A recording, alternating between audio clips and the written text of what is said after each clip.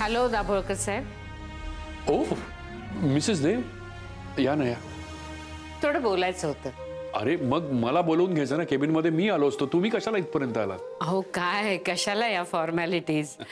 आहे ना थोडा वेळ बोलू? तुमचं ऑफिस आहे, खरं तर या ऑफिस मध्ये बोलण्यासाठी मी परवानगी घ्यायला हवी. तुम्ही बसा ना, बसा प्लीज. बसा. तुम्हाला माहितीच आहे दाभोळकर साहेब की आपल्या स्टाफ समोर आपण जर काही टार्गेट ठेवलं तर मग त्यांच्याकडूनही काम जोमाने होतं. आणि याच उद्देशाने आम्ही एक स्पर्धा ठेवली होती. हनीमून टूर्ससाठी सगळ्यात जास्त क्लायंट्स कोण आणतंय याची. हो, मला कल्पना आहे त्या स्पर्धेची.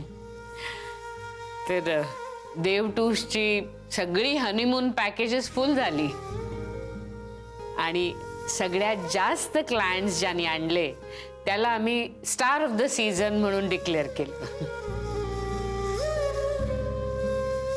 मिस्टर जयराम. दाभोळकर साहेब, जयनी या स्पर्धेतून माघार घेतली होती.